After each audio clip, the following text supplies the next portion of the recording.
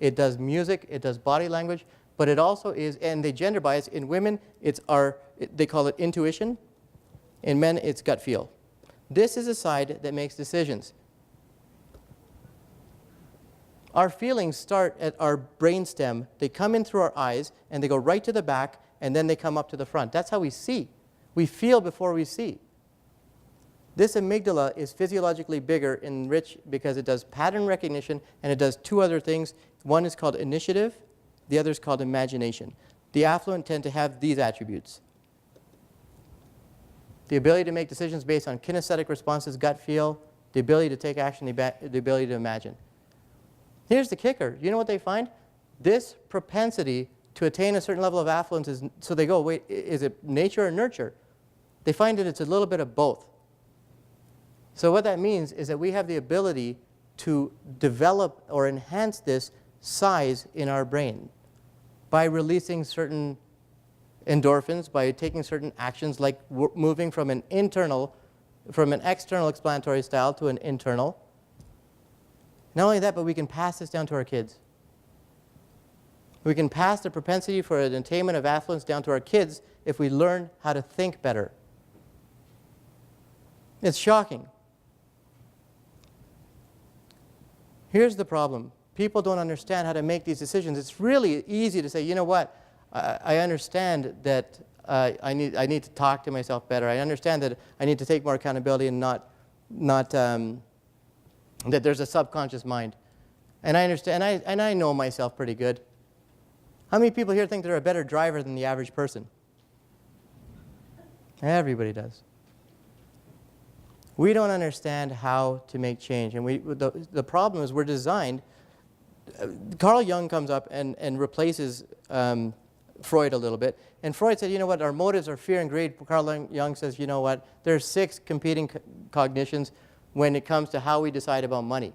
One, you guys have heard of and they're all opposing. So you've heard of type A and type B personalities, or like introverted, extroverted people. There's also what motivates is one is pain and the other is pleasure. This is what motivates people. Here's the problem. I am more motivated by pain by 200%, 2 times more than I am pleasure.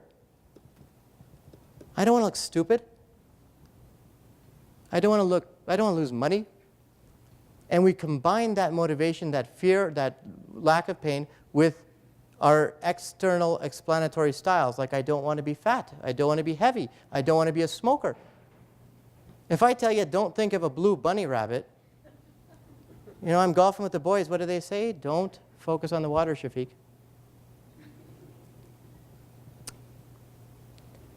Our ideas on how we think keep us in what's called a comfort zone. We sit in this zone, and this comfort zone we live in our whole lives. And here's what the tests on people. People will move up and they will cross levels of this comfort zone, and they will take action to move themselves back into this comfort zone. Even if it's to the positive, and if they cross on this barrier here, these are our pain thresholds. Both positive and negative. Fear of success, fear of failure. So we live our whole lives in this comfort zone. Question is, how do you break out of it? How do you become aware of it? Especially when it comes to our finances, because that's sort of the purpose of our talk. Well, the first thing we have to understand, and if we're open to it, the first thing we have to understand is that perhaps the old paradigm is flawed. Perhaps your advisor is conditioned to tell you what he has been told to tell you. Max out your RSPs, that'll make you rich. Pay down your mortgage, that'll make you rich. Diversification does not create wealth. Concentration creates wealth. Maxing out your RSPs does not make you rich, it makes you not poor. I've been doing this for 15 years, guys. I know. I'm going to show you how I've made some of my money. Now, I will tell you a couple things I believe. I will believe the old paradigm is flawed, because if you take a look at the old paradigm, here's what the old paradigm is. Max out your RSPs. Look at external things, because you'll be happy when you get a pay raise. You'll be happy if the markets go up. You'll be happy if the economy does good. You need an advisor. You need investment advice. You got to manage your time, right? You got to manage your time properly because time is money. Stress, avoid stress. Stress is bad.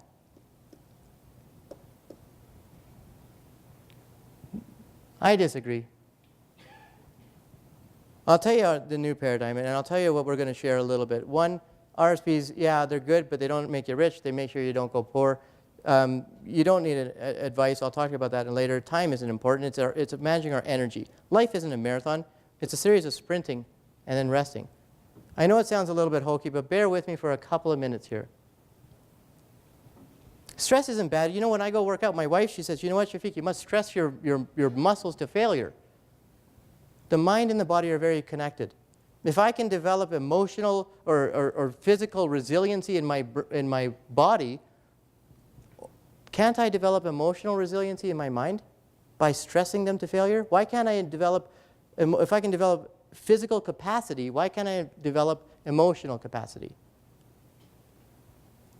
But this message is very lost in the investment community. We were laughed at for years. Nobody laughed at our message until suddenly certain people started taking advantage of our message. And this message has resonated with our branch, and it's the kind of message we want to pass on this new paradigm of how you actually get to investing. And here's one example of a new paradigm. Too many people don't understand how to treat themselves. You must treat yourself like a stock. When it comes to money, let's go through some investment strategies. One, everybody is told to pay down their RSPs and max out their, or pay down their mortgage and max out their RSPs. Here's what your advisor is going to say. Let's add up your income and your expenses and your assets and your liabilities and figure out what your net worth is. You know that. Everybody knows that. You don't need somebody to tell you that. If I analyze a stock, if I'm going to analyze a company like Royal Bank, you know what I'm going to do? I'm going to say, what is Royal Bank trading at today? So Royal Bank, I don't know, Royal Bank's at $50. Well, if I'm going to go buy shares of Royal Bank, I'm going to say, well, will I make money on this stock? You know how I analyze Royal Bank? I say, well, what is Royal Bank making? Royal Bank's making like $4 billion. And that's good. Well, and they have $2 billion in expenses. So they have $2 billion in net income. So Royal Bank can, what they do with that net income is they take that money and they reinvest it in Royal Bank because they have what's called a return on their equity of 20%. So they're loving it. They reinvest it back in our own company and I'll get a 20% rate of return. But I own a piece of Royal Bank. I'm a common shareholder. I own a piece of that company. What am I going to say? No way. Pay me some of the dividends, right? So I say, okay, well, give me a dividend. Royal Bank's dividend says, fine, we'll give you what's called a T5 out of, sorry, guys. A T5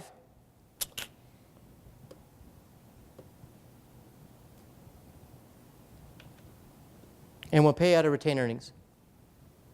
And the Royal Bank says, okay, we'll give you a 4% yield. So if I'm going to pay $50, that means I'm going to get $2. 4% of 50. Now, I'm not stupid. I'm not going to pay $50 for $2 back, right? The analyst, what he does is says, well, you know, you're probably going to get a dividend next year, and at 20% ROE, that dividend is probably going to be $2.40, $2.80 the year after, and so on. And so what we do is we take the present value of all those future dividends, and we say, well, what is Royal Bank worth?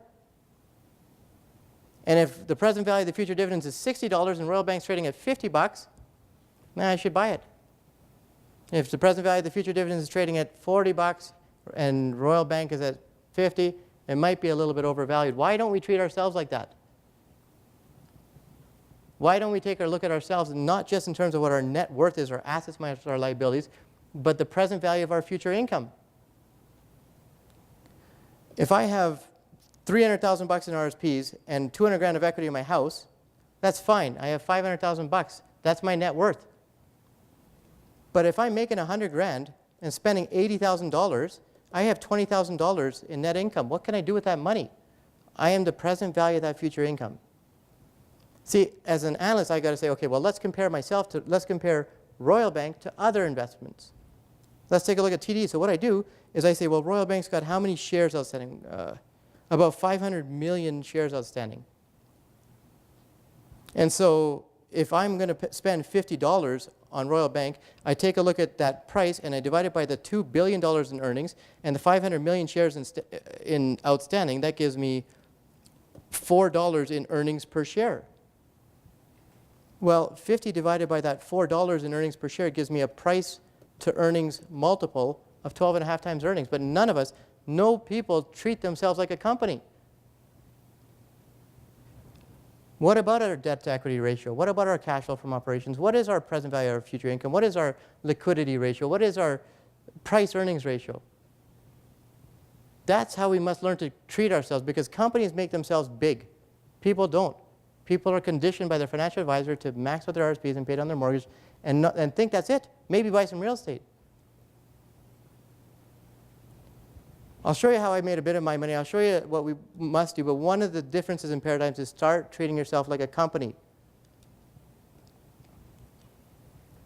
When we started, that Gerard guy, the guy I gave the presentation to, he ended up investing a lot of money with me. And he became a mentor of mine. And you know, I asked him where he made his money, and it was all of it in his business. Where do you think most people make their money right now? Everybody thinks there's two options, right? And here's what happens. You come to me, and I'm going to say, all right, let's take $100,000 and thank you very much, and I'm going to create a portfolio for you. And I'm going to say, you know what, you probably should be in middle risk investments because things are scary, but things are good. I don't know. So let's assume for a second I put you in a middle risk investment. So that means we have some fixed income. How I get paid, how your advisor gets paid is you take this 100 grand, you invest it with him, he's going to put you in fixed income investments and equity investments. He's going to create a portfolio for you. So you get professional management, you get liquidity, you get diversification. We have 2 million clients. Let's say 200,000 are in this pool. There's $5 billion in this pool. The fixed income investments are going to grow like this. The equity investments are going to go like this. So if the fixed income does 6 and the equity does 10, your portfolio is going to get less volatility and do 8. And 8's good. I was having lunch with our vice president in Toronto last week. I was telling him that we should change our motto to, we lose your money slower than everybody else. But he didn't really think that was funny.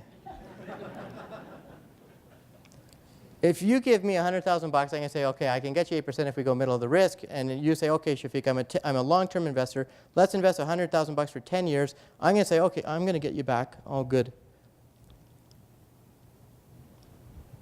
I'm going to compound that $100,000. And I'm going to say you're going to get $215,892.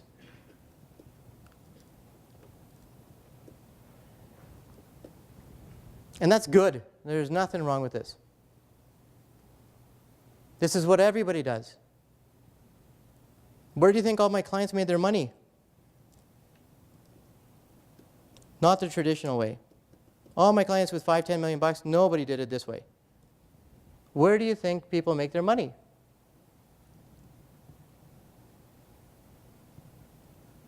Real estate. Real estate's one of them. Real estate's good. Actually, you know what? This is what everybody thinks the second option is. Real estate. So here's how real estate works. And guys, I believe in real estate. I know your advisors often tells you not to buy real estate. Well, I'll tell you why. It's because you don't give us the money. Buy real estate. It's wonderful. I own 10 properties. They've made me way more than my RSPs. So if I'm an average real estate guy in Calgary, I'm going to go buy a condo, and I'm going to rent it out, right? So what am I going to do? Do you know what the average condo price of a condo is? I want to compare apples to apples. So I got 100 grand for 10 years. That $100,000 is going to put it as a down payment on my condo. I don't got to put it all down, but what is the average condo price in Calgary? Does anybody know? Yes, ma'am. No, it's much higher, much higher. 360. 360. The average condo price in Calgary, and sorry, I shouldn't say average. You're right, average is a little lower. It's median home price that they measure. The median home price in Calgary is $360,000. Did you know Calgary's growth rate over a 10-year period is exactly the same as the global growth rate? So if I'm going to compare my $100,000 investment traditionally versus just putting 100 grand down here and walking away from it, that means I got to basically carry a mortgage of $260,000. Take 100 grand. Are you guys following? Does this make sense? So I got to find a renter to pay that mortgage, because if I can rent out this $360,000 condo and I can rent it out for if I carry a mortgage on it, sorry. The rent, the interest itself will be about $1,400. So I got to cover the interest on this mortgage by finding a renter. What else do I have for expenses on a condo? Sorry, what was that? Yes, yes, absolutely, very good. Condo fees, how much are those? Yeah, 300. Property taxes, thank you. How much is that? 150? Yeah, good. Anything else? Insurance, good, thank you. How much? $30, $50? Condo fees including the insurance? Not in my world. Let's just add another couple $100. So we need 14, 15, 16, 17, 18, 19, $2,000 a month. $1,950. $1,900 a month for 10 years straight. Now, let's just assume for a second that we can get a renter to give us $1,900 for 10 years straight with no toilets breaking. Well, I know we're living in la-la land a little bit. So if we can do that, we have now a $360,000 condo that's covering the mortgage, interest only. If I project this condo, now let's assume I'm not a good realtor, I'm not a real estate picker, I'm not a bad real estate picker, I'm not smart, I'm not dumb, I'm average. If I'm average, I'm going to get 5% capital appreciation on that property. This is the global growth rate of real estate. This is Calgary's growth rate as well. A $360,000 condo, if we compound that at 5%,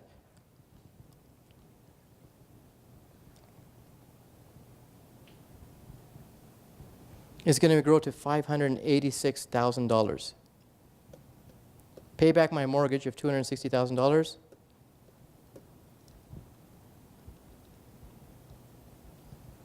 $326,000. Which one's better? The bigger number is always better when you're investing than the smaller number.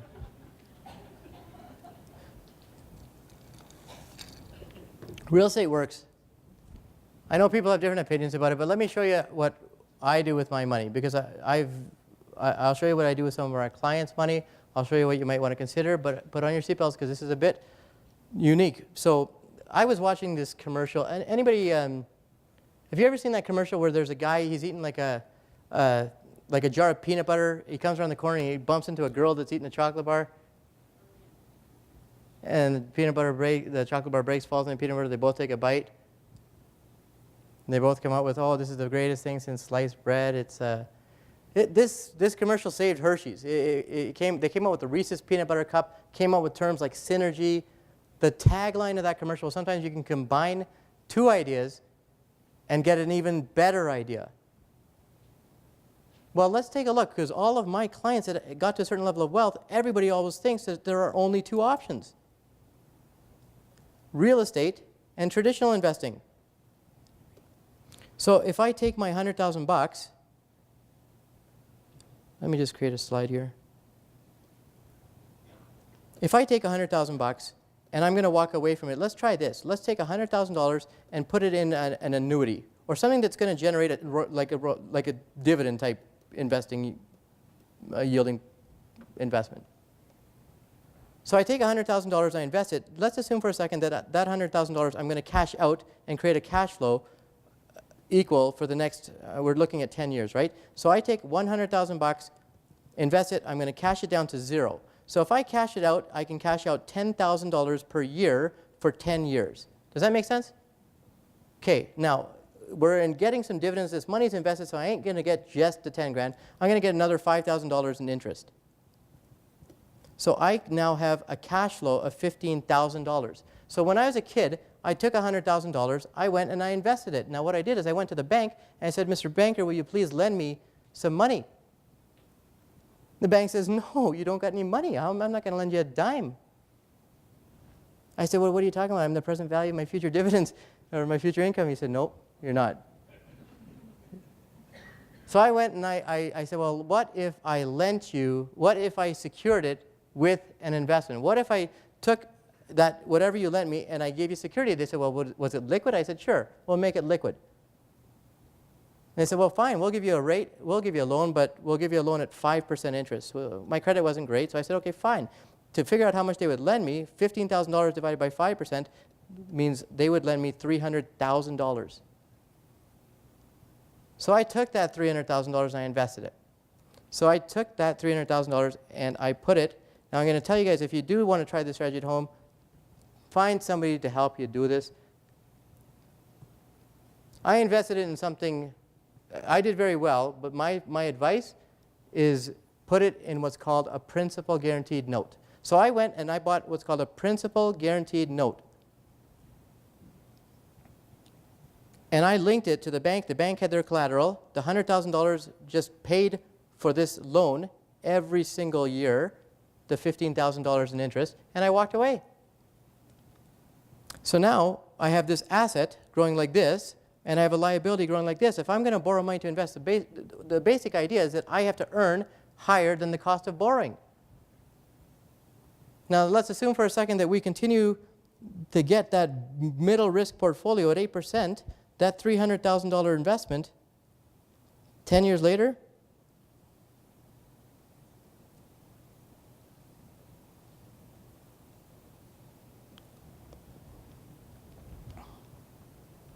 whoops, sorry about that.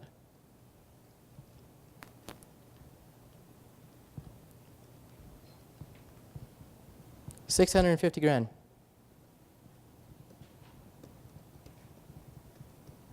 Pay back my $300,000 loan, I'm left with $350,000. Here's the kicker. That money is liquid, the principal is guaranteed. The success rate on this strategy is 95%, but nobody does it. Here's something else that's interesting. Revenue Canada's got this rule, and the rule is that if you borrow money and if you invest it, that interest is tax deductible. Not like the RSP tax deduction, which in my opinion isn't even real, because if I put money into my RSPs, you know what happens when I'm older? I actually pay tax on that money. It's not deductible, it's deferred. This is a pure deduction, just $15,000 bucks. The